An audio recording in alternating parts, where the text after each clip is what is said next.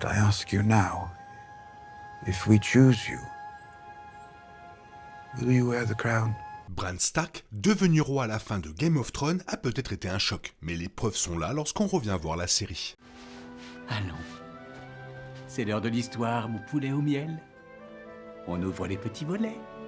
Cœur vaillant, œil sur la balle, on ne peut pas perdre.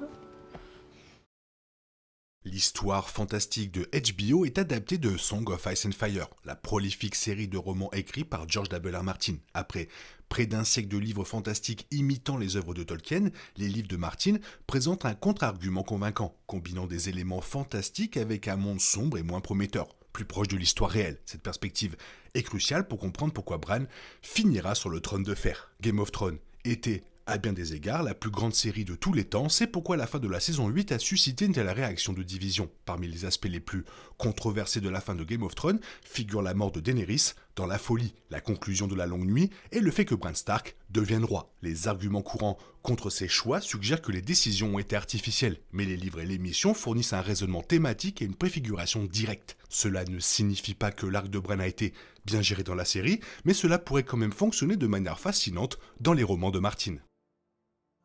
Dans une série comme Game of Thrones, il est impossible de défendre un personnage principal apparent. Il peut s'agir de Daenerys, Tyrion, Jon Snow ou de qui que ce soit d'autre, selon la façon dont le lecteur perçoit les livres ou la série. Cela dit, Bran Stark est le premier membre de l'ensemble principal à être présenté à la fois dans la série et dans A Game of Thrones. Après la scène du prologue se déroulant au-delà du mur, Bran est le premier point de vue que le public obtient alors qu'il escalade Winterfell, assiste à l'exécution du déserteur de la garde de nuit et découvre plus tard les loups géants. Comme mentionné, il n'y a pas de protagoniste distinctif dans Game of Thrones, mais cela signifie quelque chose qu'il soit le premier personnage présenté. Le premier épisode et la première séquence d'événements des livres sont principalement centrés sur Bran, menant à sa chute, et Martin adore écrire des arcs en cercle. Bran étant le premier personnage et dans un sens le dernier est important pour l'histoire. Martin a déclaré que la première image qui lui est venue pour A Song of Ice and Fire concernait la recherche de bébés loups géants dans la neige de l'été. Depuis son origine, cela a toujours été l'histoire de Bran.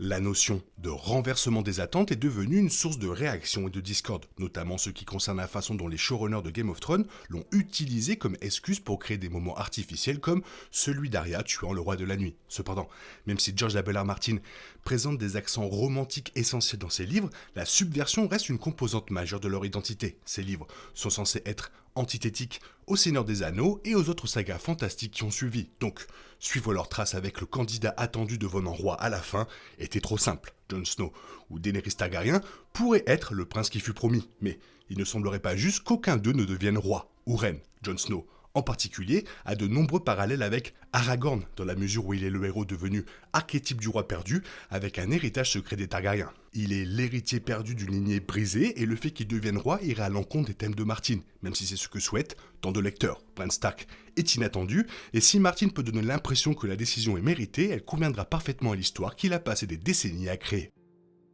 Il s'agit purement d'un élément lié à la série télévisée, mais il y a un moment de préfiguration assez direct dans Winter is Coming, le premier épisode de Game of Thrones, qui est lié au fait que Bran deviendra finalement le roi. Lors de la scène d'exécution, au cours de laquelle Lord Eddard Stark décapite le déserteur de la garde de nuit, il le fait au nom de Robert de la maison Baratheon, premier du nom, roi des Andals et des premiers hommes. Comme le dit Ned, roi des Andals et des premiers hommes, la caméra se tourne vers Bran et Jon Snow. À ce moment-là, Jon conseille à Bran de ne pas détourner le regard, montrant que, comme dans le livre, les lecteurs sont toujours témoins de ce moment du point de vue de Bran. C'est un moment intelligent, même s'il est intentionnel, car il atteint deux objectifs. Cela fait de Jon un choix potentiel en tant que candidat au futur roi, mais cela montre également le véritable futur roi dans le même cadre. Rétrospectivement, cela semble être un indice assez évident quant à savoir qu'il finira sur le trône de fer.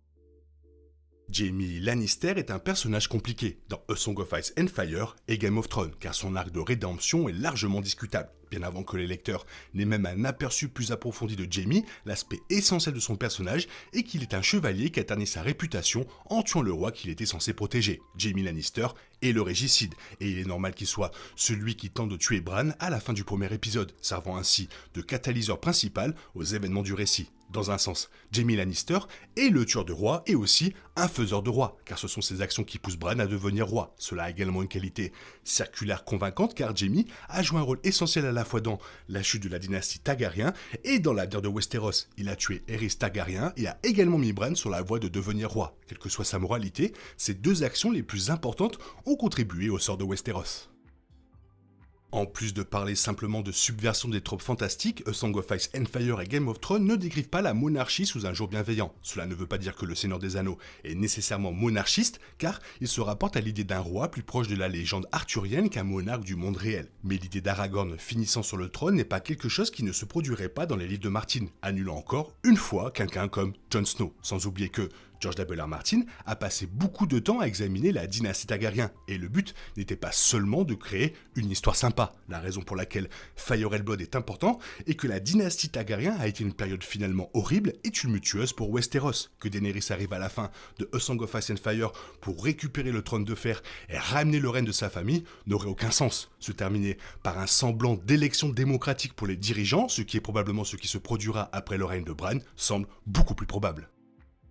En développant l'idée de ce qui se passe après le règne de Bran, le fait qu'il soit incapable d'avoir des enfants le rend thématiquement parfait. Il n'y aura jamais de Bran Stark II, car il n'aura pas d'héritier pour régner après lui comme l'a fait Aegon. Le règne de Bran Stark n'est pas le début d'une nouvelle dynastie pour Westeros, c'est le début d'une ère entièrement nouvelle qui fait progresser davantage les 7 royaumes. La vie de Bran Stark change complètement après sa chute, et il est crucial pour son histoire qu'il soit incapable d'accomplir son objectif dans une société féodale. En tant que deuxième fils, il serait généralement candidat pour devenir soldat, comme il en rêvait souvent. Si quelque chose devait arriver à Robb, son prochain rôle serait d'hériter de Winterfell et de ses héritiers, ce qu'il ne peut pas non plus faire. Son objectif principal dans cette société est devenu nul et non avenu lorsque Jaime Lannister l'a poussé hors de la tour, ce qui le rend parfaitement adapté pour devenir roi dans l'histoire de Martin.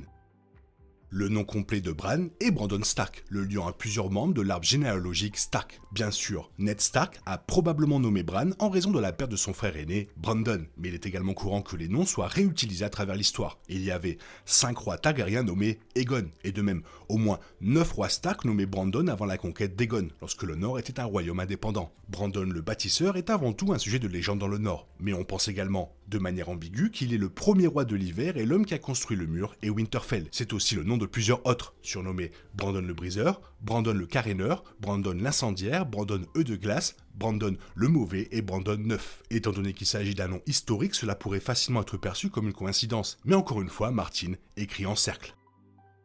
Outre les parallèles historiques dans le monde, Bran Stark est également lié à un personnage du monde réel nommé Bran le Bienheureux. Dans la mythologie galloise, Bran le Bienheureux était le roi de Grande-Bretagne et il est important de noter que Bran est traduit par Corneille ou Corbeau en gallois. Il est donc difficile d'attribuer cela à une coïncidence, surtout compte tenu du nombre de parallèles historiques qu'il existe dans le texte de Martin. Bran le Bienheureux et le roi pêcheur, une figure de la légende arthurienne qui serait dérivée de Bran le Bienheureux, subissent une blessure presque mortelle mais continuent de persévérer. Dans le mythe de Bran le Bienheureux, le personnage fut décapité mais continua à vivre comme une tête coupée, utilisant ses pouvoirs prophétiques pour protéger son royaume. La mythologie derrière ce personnage mérite d'être approfondie car les parallèles avec Bran Stark et son éventuel rôle dans Game of Thrones sont étranges. C'était le principal raisonnement derrière les théories des fans soupçonnant que Bran deviendrait roi des années avant que cela ne se produise réellement dans l'adaptation télévisée.